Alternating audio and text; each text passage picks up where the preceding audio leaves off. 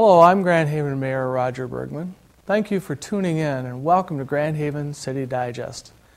The video that you are about to watch should give you a little more insight into who we are at City Hall and what we're doing with your time and money. We do everything we can within our tight budget to inform the citizens and taxpayers of the business of the city. The business of the city is the business of the people, so please stay tuned and check back with us if you have any questions or comments. I thank the Grand Haven Area Public Schools for being our film production company. These videos are created by Dennis Threadgill and Haruki Shelton and a host of talented students. Working with our partners in education, we stretch our resources and present you with up-to-date, relevant content. Now sit back and enjoy this half-hour Grand Haven City Digest.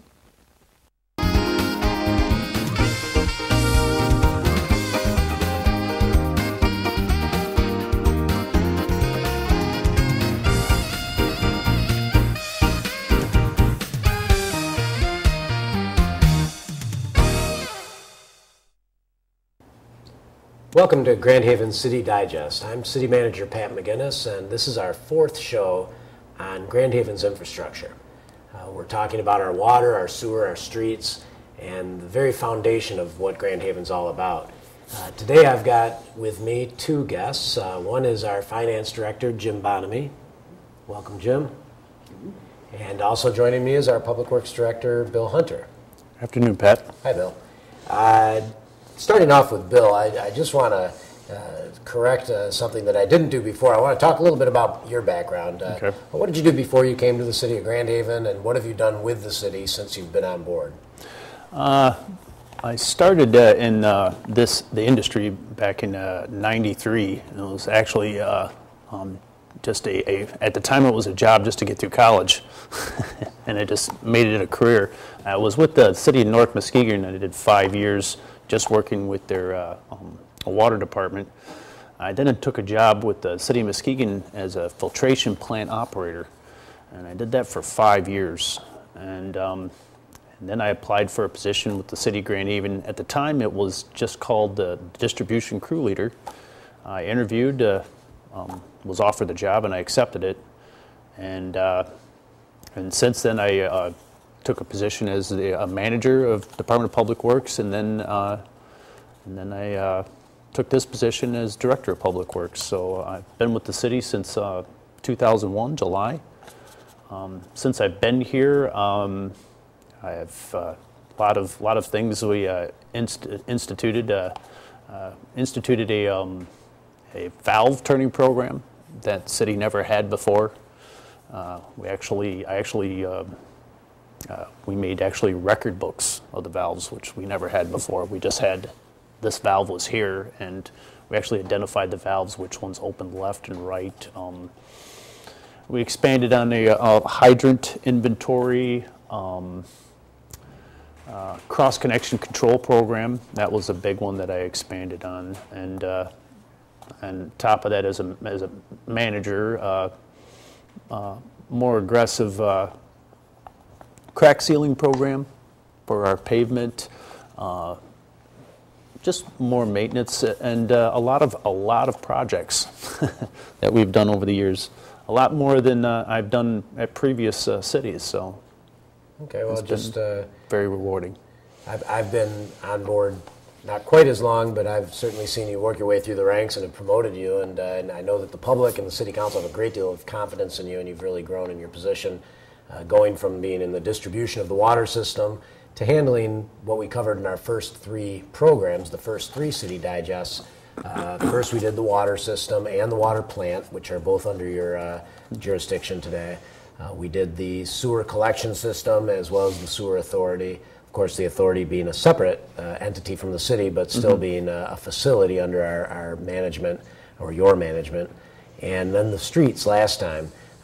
So we've really covered everything, and today we're here to talk about financing and the overall big picture. I know it's not rosy, it's not the brightest picture, but maybe you could give us sort of a summary of the condition of our system, and then give us a little comparison of where you think Grand Haven is relative to other communities in the state of Michigan. The summary of our position, we've done some great things so far since 2004. And a lot of the projects that we have done, I'm very proud of because I look at them as they're complete reconstruction projects. That means when we did the work on that road, we did everything. And that's what I like to see. How have we done in comparison? Well, it's we've made some steps forward. However, over the years, we need to keep going. We have made some improvements. It just there's a lot we have to do, and there's a lot we're finding out actually doing these other projects that we didn't have in our 2003 Swiss plan at the time we called, or we can just call it our infrastructure plan, that came into light after doing the other projects. Projects that when we, just for an example, when we did Jackson Street, we discovered on the sewer on First Street, when we tried tying into it, we physically couldn't tie into it because every time we exposed it, it was the dirt that was holding everything together. So there wasn't a good, so we did a temporary, and I say temporary because everybody knows how it's been a few years since we did Jackson, but it is a temporary fix we did. We do have to get into First Street. That's something that also jumped up to a priority. So not a lot different than when, say, you work on your house, and as you start doing work, you find more work beneath what you've torn off, and we've been finding that right along with all these projects? Yes, and it's, yeah, exactly. It's a good analogy, Pat. An older home. It's not, you start tearing into it, you realize the 2x4s aren't exactly they're actual 2x4s, so they don't match the standard that we have right now, and that's what we're experiencing every time. So, and we discover more that needs to be done, but the steps we're taking great strides, but we need to keep going. We can't lose the sight of the goal. I guess comparing us to other communities, we're doing good. I think we're doing, as a capital plan, as a maintenance plan, we're doing better than other cities. I'm very proud of the guys and what we do. The guys stress maintenance. They're very on top of it. And what we do capital-wise, we're doing a great job. I think better than most cities, but we still have a long way to go. To try to maybe just put it into numbers that Jim can understand, how about as a percentage, if we were a certain percentage of the way down the road to where we'd need to be to reach par, to reach where we'd want to be as a baseline, how far along do you think we've gotten in the last 4 or 5 years? 10%? 10%. Well then, that will go for now. I think we'll go over to the money guy. Jim, you've been with the city for a little while. Maybe you could tell me a little bit about your background and how long you've been with the city. I'm 25 years in municipal government at this point.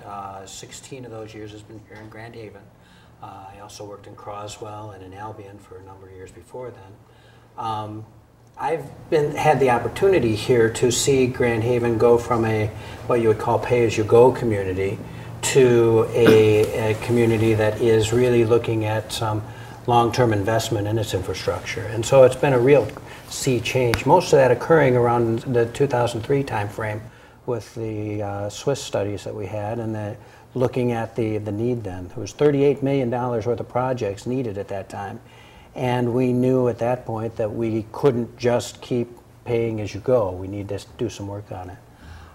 My background has been in municipal government throughout all those years, and we get into a lot of different activities. The thing that I think the public doesn't understand, and I always bring forward with the budgets, is that we don't just have one pot of money. We have certain pots that can only be used in certain ways. And it makes it really complicated when you look at, say, a street project like Beech Tree, where we have water and sewer lines. Well, those have to be paid by the Water and Sewer Fund, and streets that have to be paid by the street funds. And then if we go out for bonds and how we mix those dollars in for those bonds into the project and then pay those bonds off over the years, it makes it a very complex type of situation for the city. We've been fortunate, though, in that we went out for bonds at good times recently, and we've been able to show extensively that we're moving forward on projects even with tough economic conditions. Okay, well, let's look at this in blocks of time, and let's use 2004 thereabouts as a distinction point. Before 2004, how would you mentioned something pay as you go. Right. What exactly does that mean? Well, basically what we were looking at is when we did the budgets on an annual basis at that time frame, we would look at the operational needs that we had, and then we would say, okay, this leaves X amount of dollars available for doing some capital projects. We had not gone out and really done a wholesale review that the initial Swiss program did, and do a review of what needs are there out there. And so we kind of felt we're going okay, we're getting stuff done, our rates are standard and that kind of thing. When we hit that study, what we really learned was that there was a lot more infrastructure that was going to need to be replaced over a short period of time, 5 years. And so the thought was, okay, now we've got a real understanding of what the problem was. At that same time, the industry itself, the finance industry for cities is changing dramatically in that we never really considered the cost of replacing a line as part of the cost of the use of the customer as far as that goes. And now you're seeing more and more cities decide that no, we have to adjust the rates in order to match that future cost at some time. I mean, after all, I'm sure you don't want to go to a customer and say, well, your water line's gone, so good luck with that, we're not going to provide water anymore. There's going to be a need to replace that line. And so that's really what has changed significantly in the last number of years as far as industry all over. In Grand Haven, what it's done is that it said, okay, well, now we know we have $38 million worth of projects in 2004. We then set up an infrastructure task force, which included a couple of council people, a couple of staff members. We had members of the Planning Commission, and we had our finance consultant come in from Baird, and we looked at the issues that we have. Okay, we know we have $38 million worth of problems. How do we resolve getting the money to make that happen? And so we initially we could look at water and sewer rate adjustments at that point. We also looked at an increase in millage. We went out, I think it was 2005, where we did a millage request to the voters, which did not pass.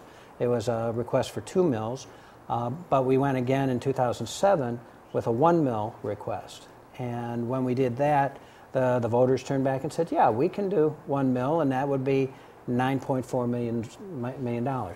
That's what gave us the seed money to start where we're going with our infrastructure bond. Okay, now I want to get a little perspective on the idea, and you used a word a couple times there about things we need to do. The idea of going in and replacing a water line or replacing a sewer line versus the repair of that same asset when it fails.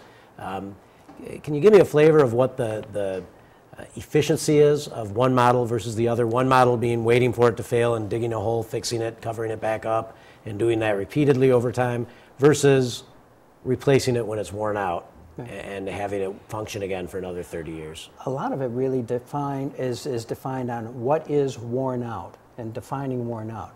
If you've got a break in a line that has occurred here in this location and you get another break 100 yards down, is that line of a state that it needs to be replaced, or is it just two unusual different situations? If both of those were breaks at a seam between a pipe and a flange or something like this, that might not necessarily be something you would consider replacing the whole line for. But if it's a break in the pipe in an area that really doesn't have any other attachment to it, now we've got a different situation. Now you really have to look at that pipe.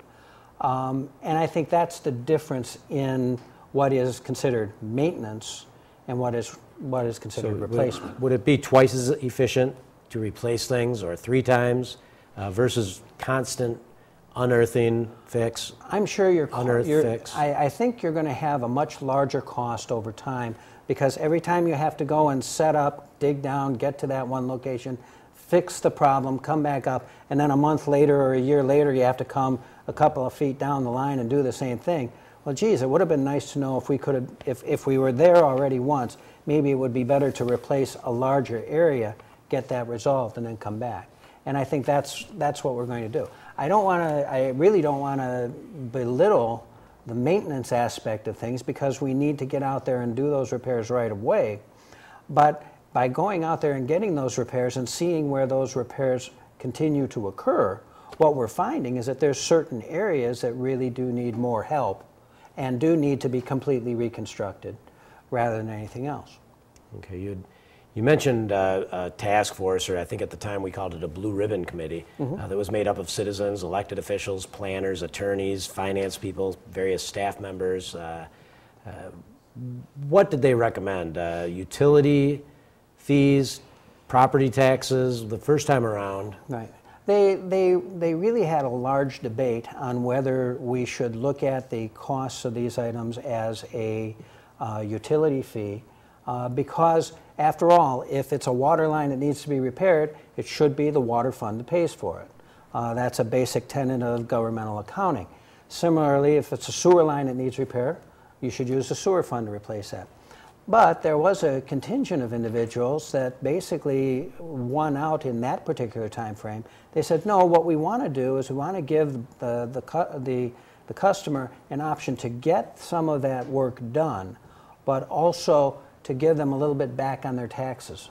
So while they're going to be paying property taxes here, we actually would be drawing off some of the income taxes that they would pay and be able to give the benefit to the customer at that point in time. So there's an economic So there was advantage an economic advantage for our customers. To the payer, either they can claim it on their federal tax return if they itemize, Correct. or on the other hand, if they're a lower income taxpayer, property taxpayer, they could qualify for the state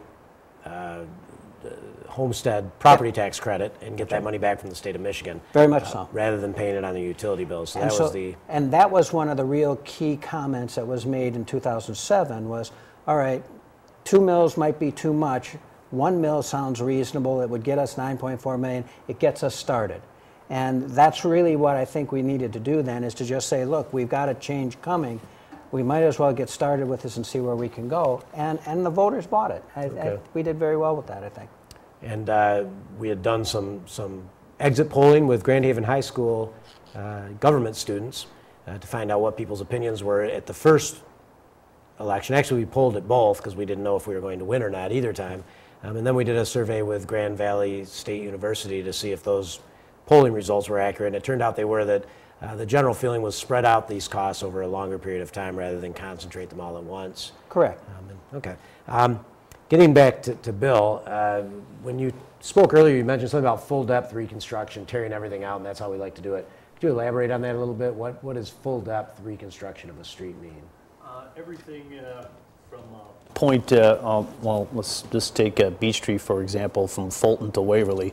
Everything replaced from sidewalk to sidewalk underneath. So any of the utilities in there, storm, water, sewer, this is all replaced.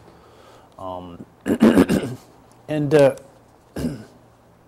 lot of our high priority projects were set up that way in our infrastructure plan, that these projects were set up high priority due to the age of the sewer in relation to the age of the water, in relation to the age of the street, and the storm made those projects a higher priority. So that's the reason. And we also like to take out old utilities that are in there and not abandon them. It might be a old gas line, and the way our specs are set up is if we run across them in the trench, the contractor is required to tear them out. So in there is a pretty clean street underneath. Clean. Okay. So as much as possible, what we leave behind for future generations is exactly what's currently now on digital file and permanent.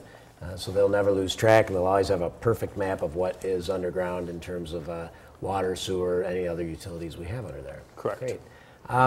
Tell me, as we've gone through some of these projects, I know we found some interesting things. What are some of the more interesting things we found as we've done some of these utility projects? Let's see here. We have found actually old gas tanks. We found gas tanks actually in certain areas where you're digging and there's a tank. We actually found contaminated soils Why they were contaminated, we don't know. We actually found a part on Jackson where a factory was. It just looked like they used, I like to call it factory fill. They didn't actually weren't at the time. They just used whatever was mixed in with the fill, so you had parts of whatever factory was there. It might be part metal, some wood. I heard there was some refrigerator shelving yes, there units was buried out there in Jackson. Yes, there was. I think I've ever seen a picture of all that, a big pile of it. Yeah, and we could only go so far, actually. We kept digging until we got to the right-of-way and said, okay, we got to stop. We're clean here, and that's, yeah, back in the day, that was not all projects, but it was common just to, it was a way to get rid of things. So. Okay. But we're proud that we can say today, because today is someone else's back in the day. Yes, it is. And they will say back in the day they did it right. They took everything out, they left it with clean fill, and yes. They left us with new utilities which are well mapped and well located. And hopefully, because each time you found one of those things, and I remember these days, they were rather stressful, we'd stop everything. Yes, we We'd did. say, what is this we found? Yes. How do we deal with it? Who's going to pay for it? And which delays the projects, which delays projects quite a bit because you have to find out the ownership. You run into one pipe, you don't assume it's dead because that's usually the wrong assumption. I've been on projects where someone ripped a pipe out and actually it was a fiber optic, and it cut out a lot of phones to a lot of people up north. So, nobody in Grand Haven. Nobody in Grand Haven. It was north. We of course fix that, but and that's an inconvenience for some. But of course, you're dealing with life or death in some situations. You could have live electric. You could have live gas, natural gas. Correct. High pressure gas lines. Yes. Okay. Well, you talked about how we prioritize those projects in 2004. Sounds very complicated, looking at the different condition of the water, sewer, street, and trying to decide where are we getting the biggest bang for our buck. Yeah. Well, the good thing in how we prioritize is we took each layer out. We took the street layer, and I want to call them layers, how it's stacked up. Street layer, they went through and they rated all the streets. They rated them, I believe at the time, 1 through 10. The same thing is they took the sewers and they rated them based on, okay, how many backups did we have? How many crack? And a lot of it was inputs on backups, historical, how many times did we have to flush it? We took actually elevations, because before that study, we had an engineering company map our whole sewer system where we have exact locations. So we knew the slopes of these pipes. So we then evaluated all the sewers. Then we took the water, and the same thing. We took the information of how many broken valves we had, how many water main breaks we've had, the undersizing of the pipes, fire flows. Took all those layers, and then they stacked them all on top of each other. And where they could see, okay, this one here, we might have a street that's a 7. You might have a water main that's and I'm doing the higher numbers, for example, as the worst. So the water main street would be a 7, water main would be an 8, and sewers a 10. Well, that's a high priority project. And also we might take into logistics of where it's at and what impact that would have to the city. And that's where we came up with a lot of our projects that we have. Okay, well, it sounds like you've applied some principles to give us some empirical understanding of what's in the worst shape, and also prioritization based on best practices from a planning perspective. Which part we can't shut down the whole town at once. Correct. And while many people might have thought some of these projects were rather inconvenient, there was method behind that. Yes, there was. Why don't you share with me what those projects were? Since 2004, what projects have we tackled in Grand Haven? Oh, okay. I actually had to make a list of these just so I didn't forget anything. Sheldon Street was the big one we had. That was our first reconstruction that we had in the city of Grand Haven. We went from Howard to Taylor. Great job. We ran into a few little, but like with every project, that happens. Emmett Street, that wasn't exactly, that was an infrastructure. We added a sewer. Emmett Street Hill, Jackson Street. Jackson Street was split up into 3 phases. I always call it Jackson 1, 2, and 3. But that was a complete reconstruct. That was probably one of the biggest jobs I've been on. That was a huge undertaking. I was so happy to get Jackson Street. But that was one we did also with Grand Landing. So there was some Grand Landing work in there as well, upgrades. But huge job. Another one we had was Waverly Street. That was Beach Tree to Friant. That was another complete reconstruct. I'm sorry, going back, Sheldon Street was a reconstruction, but the water end was called out for our water reliability, improving our water infrastructure. So the water main was upgraded to improve flows in that area. The same way as Waverly Street. That was a complete reconstruct, but with the water side, the water was upgraded to increase the flows in that area. Beach Tree, same reason. We had Fulton to Waverly, complete reconstruct. Water main was increased in size to, and we had some dual sewer issues in Waverly and Beach Tree. We had sewer on one side, sewer on the other, running parallel.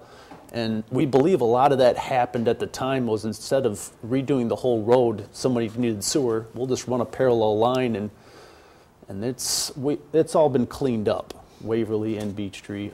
Washington Street, Harbor to 3rd, that was an upgrade in the water system, a sewer. That was a complete reconstruction as well, with an addition to a snow melt system, which by this spring will be finished on the 3rd block. And another one was a Poplar Trail sewer installation, which was just adding sewer. And we've done that in locations throughout the city, trying to eliminate septic tanks, septic systems in the city. Well, that is a lot of projects, and it's a lot to stay on top of, given that you've got the entire Public Works Department to run and all of our parks and the cemetery and everything that goes along with the waterfront in Grand Haven.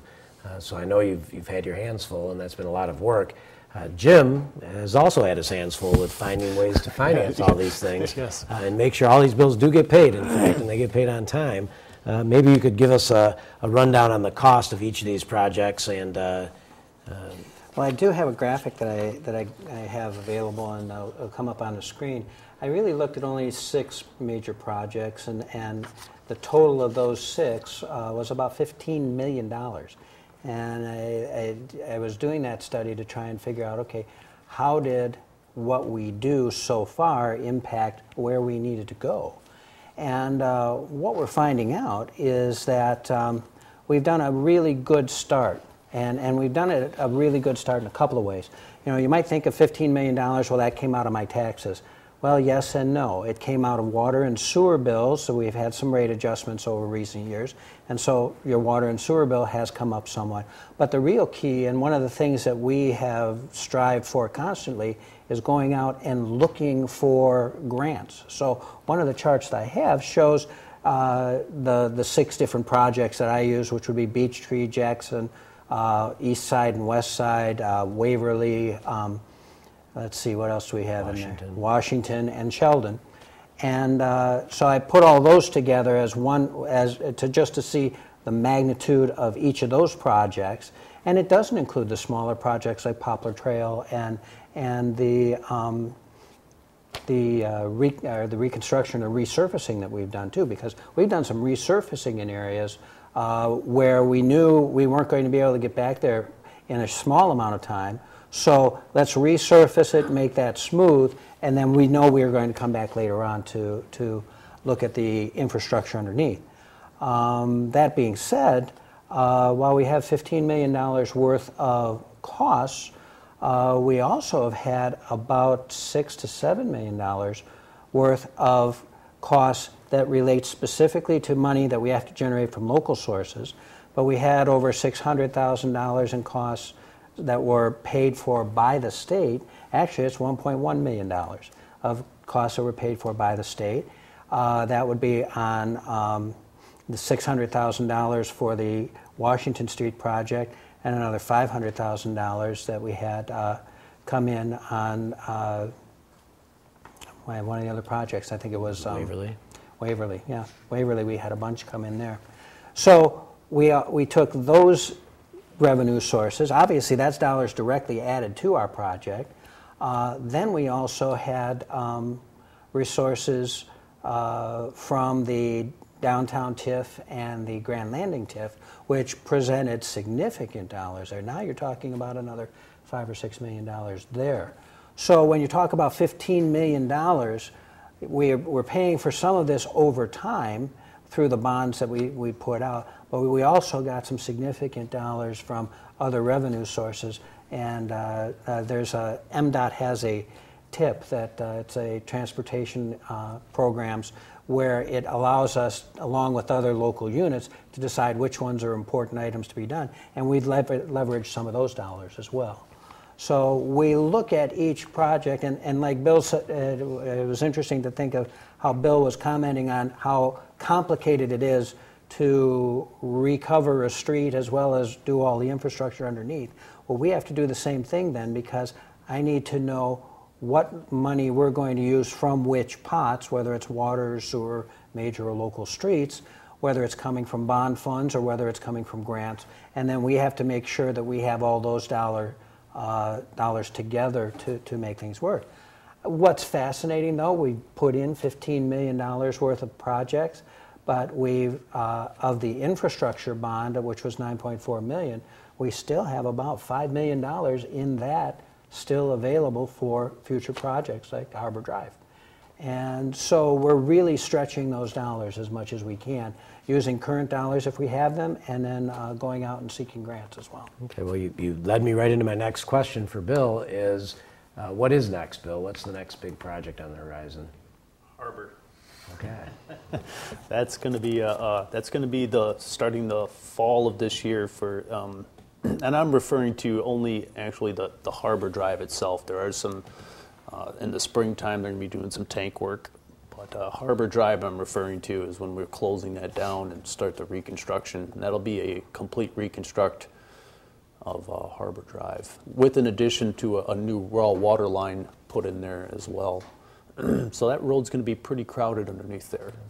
We talk a lot about collaboration, about working with others.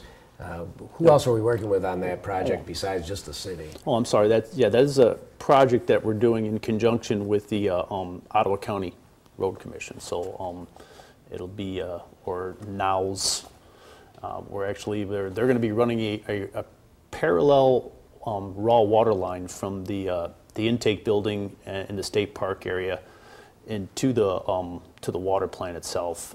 It's a increased capacity of the water plant plus reliability. And so we're doing that in conjunction with there. So not all the cost is on the city for the whole project, but it's a good collaboration. Get everything done at one time, so you don't have and everybody I think has seen this before in maybe other cities where you've gone through and seen somebody dig up a road that was done 5 years ago because at the time this other utility, well, they didn't have the money to do it. Well, the good thing is the relationship we have with Ottawa County, and what we're doing here is we're getting everything done at one time, so when we are done, we're done with the road. There's not we have a moratorium that we do when we get done with roads for a 5-year no cut. No street cuts, so I don't like to get. So we're also, I understand, working with the state park to see if they can improve their entrance and the queuing of traffic as it leads into the state park. Anybody that's been in Grand Haven in the summer knows that can be a real concern. So we're planning on widening and allowing for an extra lane, which I've been told by some of the old timers around that's the way it used to be. We used to have additional traffic width leading into the state park, so we're going to go back to that. I don't know why we went away from it. Also working with the YMCA and the ski bowl in the parking lot to make sure we plan properly as that raw water main makes its way through our parking lot up there, that we get the best configuration of the parking when we put it back in. So when you're spending this kind of money, you probably can't plan too much. So what about after Harbor? Where do you see us going after we get that big project done? Beacon. We had two water main, actually that's no road work, it's actually just some utility work on the Beacon, Penoyer, the Woodlawn, water and sewer replacement. that's a real big one there. You sound like a guy I know on city council. He's been telling me we need to get that done. That's actually pretty high on my list. Okay, good. Another one we have is actually finishing up Beech Tree from Waverly to Robbins Road. That's needs to be done for our reliability study. That would help out all the businesses in the industrial area there. And that road is already starting to see its age already from the cap we did. You can also see that southern, it's starting to, it was temporary, and it's showing that the base needs to be done. So it's very evident. When the citizens see some of that just black asphalt going down, when they haven't noticed much of a project, they see the orange barrels come in, we put down, we're just doing a temporary, get us by until we can come back and fix the road for real? Correct. Okay. Correct. Sometimes, I mean, that all depends on the base itself. I mean, we evaluate the road and see actually how it is cracking, how the surface is doing. Sometimes that fixes that we do, the asphalt that you're saying, what we're laying it down, it can be a good 15-year, but there's sometimes, like with Beech Tree, we can't get that. The base itself is needs to be redone, and it's just heaving too much. You can tell. I mean, we can't afford to keep doing that every 7 years. So I know on the stretch we just did in 2010, I think we capped that in the end of 07 or 08. Yes. And within just a short 2 years, it was completely disintegrated. Yeah. And we knew that. I mean, we had a hard decision. I remember discussing that during budget, what to do, because we honestly, and that was the only thing we could come up to, because we couldn't have people wrecking cars going, because that's where we were at. It was not a good section of road. Okay. Jim, from your perspective, I asked Bill, what's next from a Public Works perspective? What's next from a finance perspective? I think two things. One is that we've started to use the website in the last couple of years to make sure that the information gets out there. And one of the things we do now is that we've got 5 years of audits and 5 years of budgets out there, and the budget document goes out complete so that anybody who wants to look at the budget document will see exactly the same document that the City Council used when they were making their decisions. Of course, the other things that we have to do is Bill's telling me he's got a few projects out there. I guess they're going to cost some money. So I have to look at how can we do that. And I have to say, for the entire team of City Grand Haven senior staff, we're always out there looking for what grants, what opportunities that are out there to draw in dollars, not only from local sources, not only from water and sewer rates or money that would normally come from the local public, but we're also looking at other ways to draw in grants from the state and federal government. And we've been able to leverage our dollars very well. And I think that's significant. As I said earlier, we've got a good 20 to 25% of that $15 million of cost, which is leveraged outside of what we would have to pay ourselves. Whenever we can do that, that's what we do. So we keep our eyes open for that quite a bit. Of course, there's the balancing between which fund and which operation, and that's just a complex, puzzle that you play with. But when it finally comes down, we know we look to the finances to support the projects that need to be done. So it's not finance driving the projects; it's the projects driving what really needs to be done. Finance is merely there to support getting those things accomplished in the time frame we need to. Okay. Thank you very much, Jim, and thank you, Bill. These last 4 episodes now, we've covered everything in Grand Haven that has to do with infrastructure. We've had some very well-schooled elected officials join us and talk to us about their perspective and what they see that Grand Haven is going to need to do. We've had technical people come in and explain to us the demand. And I wanted to wrap it up with the finance, because that's really the fuel that makes all of this possible, is finding ways to pay for these things. And not a single one of these projects that we've done or that we will do gets done from one fund. We use the general fund, we use our public improvement fund, the water fund, the sewer fund, we've used tax increment financing, we've used a variety of grants and loans. In some cases, we've had 5, 6, and 7 sources of funds going to work on one project. And I think where we've fallen down in the past is where we just look at our street fund and say we don't have enough money in the street fund to get the project done, and so we just let it deteriorate. The current council has been a very can-do group of elected officials, and I'm proud to say that our senior staff has been a very can-do group of following that elected official lead and finding ways to get these projects done and actually make some real progress. Bill started us out by saying just 10%. I think we're at least 12 or 14%. But we're making progress. We're improving Grand Haven, and we're being. And I mentioned a few minutes ago, when you're talking this kind of money, you really can't plan too much. And something Jim pointed out, you can't be too transparent. Everything's on our website. You can see all the audits, all the budgets. Every bond transcript is available. Every election result is available. Every sewer test is available. Anything that the public would want to see to help them understand how we've gotten to the conclusion that we have to fix this stuff is there for the public to see and appreciate. So thank you very much, and thank you for taking time to watch this edition of Grand Haven City Digest.